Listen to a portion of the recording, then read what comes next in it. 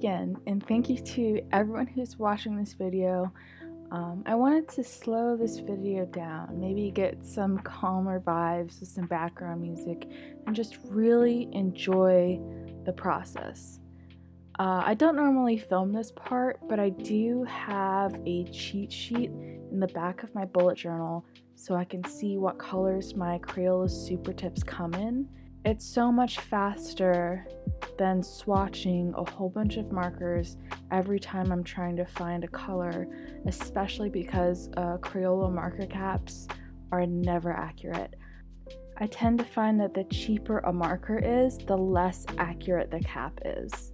So I just marked the cap on each of these markers with a letter for the color family, like Y for yellow or BG for blue-green, and then a number in order from darkest to lightest. It's made my life so much easier, especially when I'm printing out these printables that I'm making for you guys, because that way I can just look at the printable and then look at my cheat sheet and I know exactly what color I need to pull out of the box. Moving on to the artwork for this month, I was so happy with how this turned out and I can't wait to talk more about the process in this speed drawing video, but the animals for this month were Tooth Gnasher and Tooth Gritter, Thor's two goats. Now, the mythology on this is pretty brutal, like it always tends to be with Norse mythology. So Tooth Gnasher and Tooth Gritter are the he-goats who pull Thor's chariot, but that is not their only purpose. If needed, Thor can also slaughter them to feed himself and others. On one such occasion, Thor instructed those eating with him to have the goat's bones cast back onto their hides, and was unaware one of them had cracked a thigh bone to retrieve the marrow. The next morning, Thor took up Mjolnir and hollowed the goat hides. The goats rose from the ground, whole once more, except for where one was lame with a broken leg. This is pretty gruesome, I know. Poor guys definitely need to catch a break.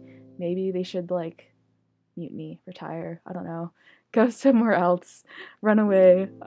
So now I'm doing my title page, and I didn't have a good yellow in my Crayola Super Tips box, but this one was the closest I had. It doesn't look nearly as fluorescent in person as it does on camera, but it is very light, so I had to outline the letters with the green pen that I have, and I just put Thor's goats instead of their names because I didn't think that I could actually fit them. And then of course I'm going to put in the little blurb, and that is it for this title page. Now for the calendar, the first thing I'm going to do is fold the washi tape over the edge of this page so I can always find it even when my journal is closed. And you will see me turning my bullet journal a lot in this video, guys, and that's just so it's easier for me to make lines. I'm sorry if that bothers some people, but I really wanted to make this relaxing for me, bring it back to the almost meditative end of the month thing that it was always supposed to be and always has been for me. Now the boxes here are 6 wide and 7 tall because there are 5 rows, and I always plan out the month with a series of dots, and that's why I always do the lines for the calendar in such a weird order. After I put the dots down, I make my first few lines to kind of frame the calendar, because the days that are in the month are outlined in black and the rest of it is in gray. So I make the first few lines so I know where to stop the black lines.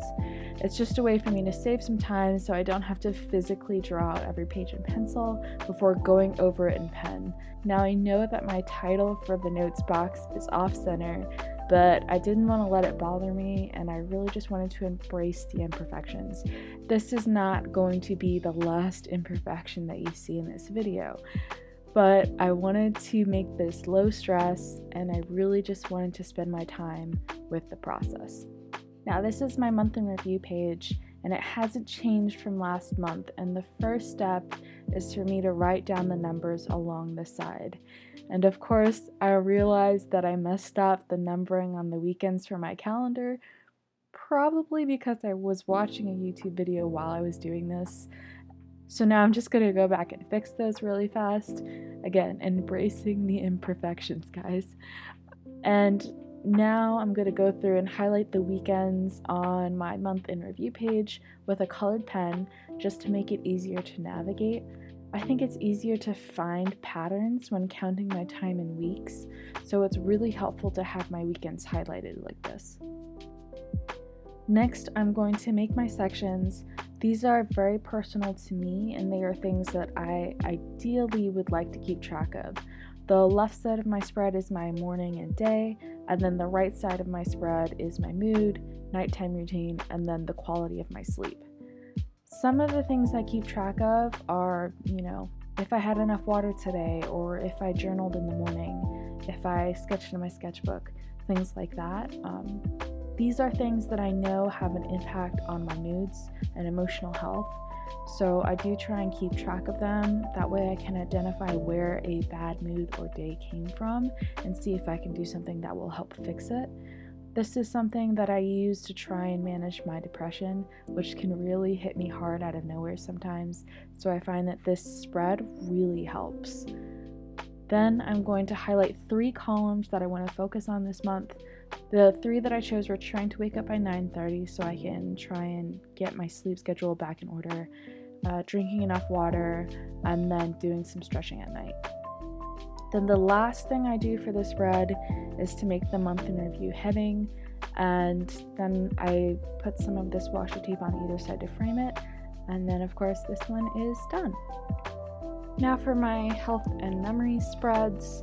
I did not really end up using my health spread for May just because I got some really bad news and I wasn't focusing much on my health because I was too stressed and I felt like I had too much going on. Hopefully I will use this for June because I know logically that exercise helps with my stress levels, but it's actually getting there and doing it that's, the mental roadblock for me.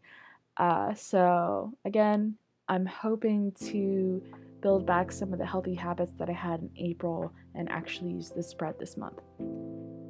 And for the designs on this spread, I just used some of the motifs that I had on the washi tape, like the lightning bolt and this flower.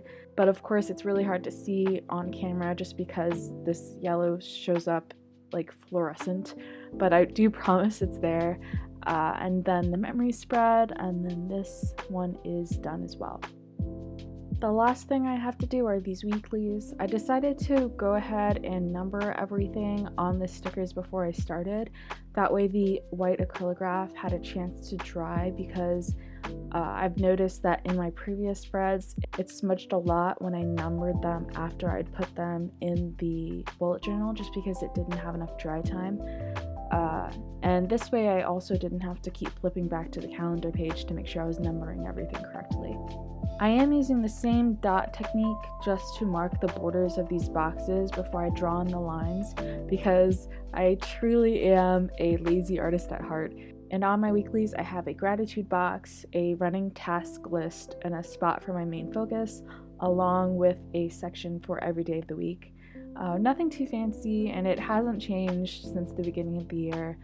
And you will see a couple of mistakes on these weeks, but I embraced the imperfection and I really just tried not to let it get to me, and I reminded myself that I am human, I do make mistakes, but that doesn't have to ruin this process for me.